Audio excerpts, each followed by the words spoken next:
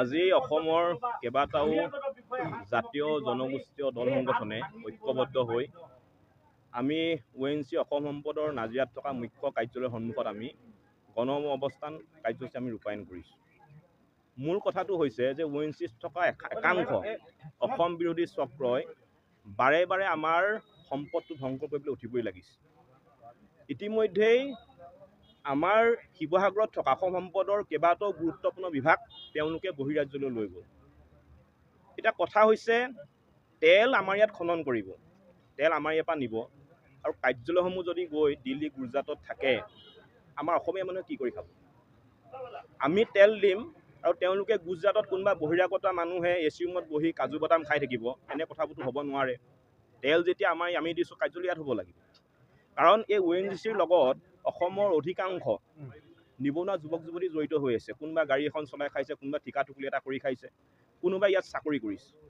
বিভাগসমূহ ইয়াৰ পৰা গুচি যোৱাৰ লগে লগে ইয়াত তেওঁলোকে কি কৰি খাব? এতিয়া আমি গম পোৱা মতে ONGCত এতিয়া কেৱল নামমাত্ৰ কেইখনমান নাম ফলক থাকিব, সকলোবোৰ ইয়াৰ পৰা লৈ যাব।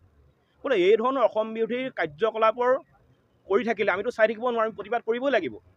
আৰু আমি বিগত সময়ত আপোনালোকে জানে আমি বাৰে বাৰে কৈ আহিছোঁ যে আমাৰ সম্পদসমূহৰ ওপৰত আমাৰ 100% আমাৰ অধিকাৰ থাকিব লাগিব, 100% থলুৱা নিবনুৱা যুৱক যুৱতী নিয়োজিত হ'ব লাগিব।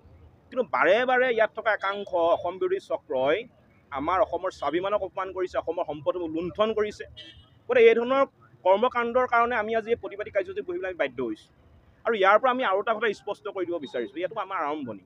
ইয়াৰ পিছত আমি ONGCৰ মূল গেটখন আমি তলা মাৰি দিম, যিমানসমূহ কাৰ্যালয় আছে কাৰ্যালয়সমূহ বন্ধ কৰি দিম, আৰু যিমানসমূহ তৈলখাদ আছে এই তৈলখাদসমূহত যিবোৰ খনন চলাই থকা হৈছে সকলোখিনি আমি বন্ধ কৰি দিম।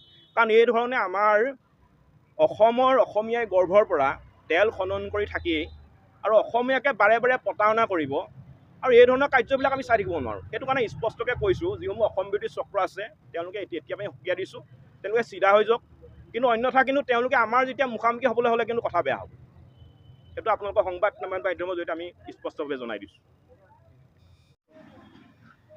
আমি শিৱসাগৰ জিলাৰ বিভিন্ন জাতীয় জনগোষ্ঠীয় সংগঠনে একত্ৰিতভাৱে দীৰ্ঘদিন ধৰি ONGCত চলি থকা কেতবোৰ ইয়াৰ থলুৱা বিৰোধী নীতিৰ বিৰুদ্ধে আমি স্মাৰক পত্ৰ প্ৰদান কৰি আহিছোঁ।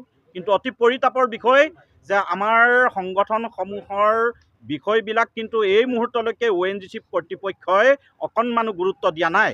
আমি ONGC কৰ্তৃপক্ষক প্ৰশ্ন কৰিব বিচাৰিছোঁ, কিহৰ বাবে তেখেতসকলে ONGCৰ পৰা আমাৰ শিৱসাগৰৰ পৰা তেখেতসকলৰ গুৰুত্বপূৰ্ণ কাৰ্যালয় ফাইনেন্স ডিপাৰ্টমেণ্টটো, ইয়াৰ পৰা কিহৰ কাৰণে তেওঁলোকে জিঅ'লজি বিভাগটো, কিহৰ কাৰণে কেমেষ্ট্ৰি বিভাগটো, কিহৰ কাৰণে HR বিভাগটো তেখেতসকলে ইয়াৰ পৰা স্থানান্তৰ কৰি লৈ গৈছে। ইতিমধ্যে আমাৰ হাতত তথ্য আহি পৰিছে যে ONGCৰ ভিতৰৰ এটা বাহিৰাগত চক্ৰই ষড়যন্ত্ৰমূলকভাৱে ONGCৰ প্ৰায়সমূহ কাৰ্যালয় শিৱসাগৰৰ পৰা লৈ যোৱাৰ এটা পৰিকল্পনা কৰিছে। ইয়াৰ উপৰিও ইয়াত চলি থকা কেতবোৰ অসম বিৰোধী নীতি আমি বাৰে বাৰে তেখেতসকলক উনুকিয়াই আছোঁ যে এই নীতিসমূহ তেখেতসকলে পৰিহাৰ কৰিব লাগে। তেখেতসকলৰ যি CSR ফাণ্ড আছে এই ফাণ্ডবিলাকৰ জৰিয়তে আমাৰ যিসমূহ তৈলক্ষেত্ৰ এলেকা আছে, তৈলক্ষেত্ৰ এলেকাবিলাকত উন্নয়নৰ কাৰণে অকণমানো তেখেতসকলে কাম কৰা নাই। যিসমূহ তৈলক্ষেত্ৰ প্ৰচুৰ পৰিমাণে তেল উৎপাদন হোৱাৰ সম্ভাৱনা আছে, তেনে বহুতো তৈলক্ষেত্ৰ ইতিমধ্যে ONGCয়ে বাহিৰাগত পুঁজিপতি গোষ্ঠীৰ হাতত গতাই দিছে। আমি আজিৰ প্ৰতিবাদী কাৰ্যসূচী আৰম্ভ কৰিছোঁ। আমি ONGCক আমি সকীয়াই দিছোঁ যে যিসমূহ তৈলক্ষেত্ৰ ইতিমধ্যে পুঁজিপতি গোষ্ঠীক বাহিৰাগত গোষ্ঠীক গতাই দিয়া হৈছে, সেইসমূহ তৈলক্ষেত্ৰত ONGCয়ে নিজৰ ফালৰ পৰা ইয়াতকৈ আধুনিক প্ৰযুক্তি ব্যৱহাৰ কৰি তেখেতসকলে নিজে তেল উৎপাদন কৰিব লাগে। ইয়াৰ উপৰিও ইয়াতে যিসকল থলুৱা নিবনুৱা আছে, প্ৰতিগৰাকী থলুৱা নিবনুৱাই ONGCত কাম কাজ কৰি নিজৰ পৰিয়াল পোহপাল দিয়াৰ সুবিধা পাব লাগিব। কেৱল মাত্ৰ মুষ্টিমেয় কেইগৰাকীমান ব্যক্তিকে ONGCৰ ভিতৰুৱা কাম কাজসমূহক আবণ্টন দি তেখেতসকলক ৰাজআতিথ্য দিবলৈ দিয়া নহ'ব। আমাৰ উঠি অহা প্ৰজন্ম অসমত ইতিমধ্যে বিশেষকৈ শিৱসাগৰ জিলাত বহুতো নিবনুৱা সৃষ্টি হৈছে। এই নিবনুৱাসকলক আগবাঢ়ি যাবৰ কাৰণে ONGCয়ে সুবিধা প্ৰদান কৰিব লাগিব। আজি গণপ্ৰতিবাদী কাৰ্যসূচী আমি আৰম্ভ কৰিছোঁ। ইয়াৰ পিছৰ পৰ্যায়ত আমি আজি স্মাৰকপত্ৰৰ জৰিয়তে 10 দিনৰ সময়সীমা আমি নিৰ্ধাৰণ কৰি দিছোঁ। 10 দিনৰ ভিতৰত ONGCয়ে যদি কোনো গুৰুত্বপূৰ্ণ সিদ্ধান্ত গ্ৰহণ নকৰে তেতিয়াহ'লে আমি ONGCৰ সমূহ কাৰ্যালয়ত তলা বন্ধ কৰি দিয়াৰ ব্যৱস্থা কৰিম।